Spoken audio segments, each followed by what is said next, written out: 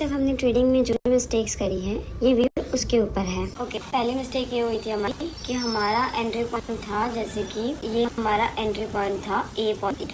अब वहाँ से लेके चार्ट मैं अभी ऊपर का बता रही हूँ, वो दोनों साइड जा सकता है। ऊपर गया फिर वापस वही पॉइंट पे आ गया, ज़्यादा ऊपर नहीं गया, समझो $1 जितना, मतलब 1 पॉइंट जितना ऊपर गया होगा।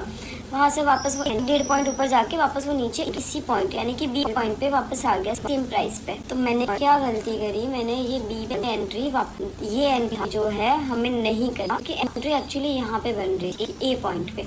हम ए वाली अगर मिस कर दी है तो ओके, हमारे किसी भी रीजन से, बट हमें बी वाली एंट्री वापस नहीं करनी थी जो कि हमने करी। तो हमारे जितने भी लॉसेस हुए उसमें हमारा एक लॉस ये रीज़न की वजह से हुआ कि हमने उसको मिस। अब सेकंड गलती हमने क्या करी, जैसे कि मेरा अप का ट्रेड चालू है, ठीक है, ये ए पॉइंट है, यहाँ से मैंने कहीं पे अपना अप का ट्रेड चालू रखा है। अब यहाँ पे क्या हो रहा है कि यहाँ पे कहीं पे टारगेट है, हमारा टारगेट तक रीच नहीं हुआ है और यहाँ पे हमारा एसएल है। अब सेटअप वापस क्रिएट होते हैं हमारी डाउन की एंट्री हो जाती है ना, जो सेटअप होता है उसमें दोनों साइड की एंट्री बन सकती है, तो मेरी अदर साइड की एंट्री बन गई। तो अब इसमें मेरा दूसरी साइड की एंट्री में यहाँ पे कहीं पे टारगेट है और यहाँ पे एसएल है। अब ये साइडवेज होता है या वोलेटाइल होता है, तो क्या होता है हमारे दोनों साइड के एसएल हिट हो जाएंगे और हमें मतलब गलती क्या होगी कि हमारी एक की जगह पे 2 लॉसेस हो जाएंगे, जबकि हमने ये सोच रखा होता है कि इस टाइम फ्रेम में हमारा एक ही लॉस होगा हार्डली, बट वो 2 होंगे। तो इसी तरह से मेरे 2 लॉसेस हो गए, बिकॉज मैंने अप का ले लिया, एक डाउन का ले लिया, दोनों डायरेक्शन ट्रेड ले लिया और दोनों ही मेरे एसएल। थर्ड वाले सेम है सेकंड वाले जैसा मिस्टेक, लेकिन ये थोड़ा डिफरेंट है। जैसे कि एंट्री चालू है हमारी अप का ए पॉइंट पे, ठीक है। अब मार्केट यहाँ वॉलेटिलिटी या साइडवेज की वजह से सेम चले जा रहा है और सेटअप वापस क्रिएट हो गया और पता चला हमें इस पॉइंट पे वापस अप का एंट्री बन रहा है बी पॉइंट पे। अब इसमें ये है कि जो ये पहले वाला है उसका टारगेट अभी तक आया नहीं है और उसी डायरेक्शन का हमारा दूसरा एंट्री वापस यहाँ पे बन गया है। तो हमें ये गलती नहीं करनी है, क्योंकि हमारा एक अगर सेम डायरेक्शनल का दूसरा ट्रेड बन रहा है तो वो ट्रेड हमारा चालू ही है ये ए पॉइंट पे। वी डोंट नीड कि हम बी पॉइंट पे वापस से सेम डायरेक्शन का दूसरा ट्रेड डालें।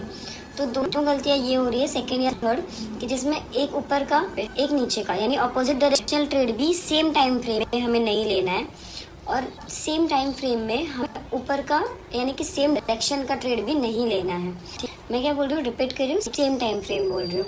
मतलब ये है कि सपोज 2-3 घंटे के अंदर ही ये चीज़ हो रही है तो हमें अवॉइड करनी है। हाँ, बट ये पॉसिबल है कि भाई मेरा इतना ज़्यादा लंबा चल गया ट्रेड और फिर 6 घंटे लगा के फिर दूसरा बन रहा है तो मैं कंसिडर कर सकती हूँ। लेकिन अगर सेम टाइम फ्रेम हो रहा है, 2-3 घंटे का टाइम फ्रेम मैं सेम मानती हूँ, अगर वो हो रहा है तो मैं अवॉइड करूँगी इस टाइप के ट्रेड। तो fourth one is capital calculation का गलती। ये मैंने सबसे बड़ा गलती करा, बिकॉज जब हम बैक टेस्ट कर रहे होते हैं तब हम दिख रहा है भाई हाँ ये पहला लॉस है, ये दूसरा, ये तीसरा, चौथा, मतलब हमने 8-9-10 लॉस एक साथ में देख लिए होते हैं।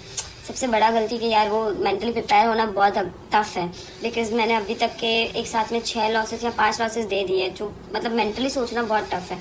बट मेन रीज़न क्या है ये बताने का कि देखो, अगर मैंने 100 से खाली स्टार्ट करा है और अगर मैं 9-10 लॉसेस की वेट कर रही हूँ, तो मैंने अगर पर ट्रेड 15 का दिया है तो 10 ट्रेड के हिसाब से तो मुझे कम से कम 150 कैपिटल चाहिए होगा, राइट।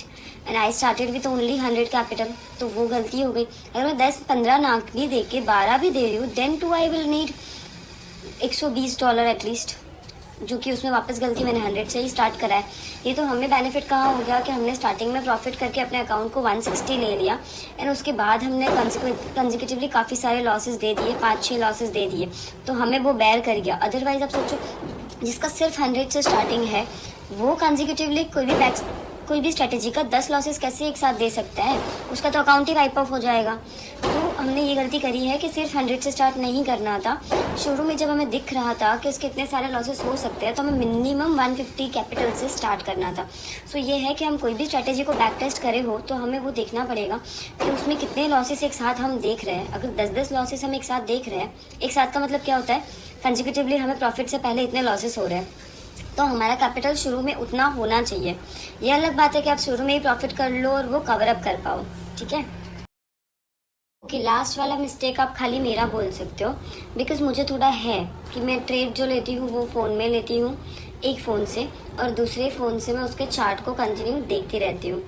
तो मेरा ये था कि मेरे यहाँ पे इतने दिन से 5-6 डेज़ कंटिन्यूस इंटरनेट का इशू रहा, तो मेरे पास ये फ़ोन अवेलेबल नहीं हो पाया। मेरे पास सिर्फ एक ही फ़ोन था, मेरे को इसी से ट्रेड भी लेना था और इसी से मेरे को चार्ट भी देखना है। मेरे को सब कुछ एक ही फ़ोन से करना पड़ रहा था, जो मेरे को बहुत डिफ़िकल्ट हो रहा था।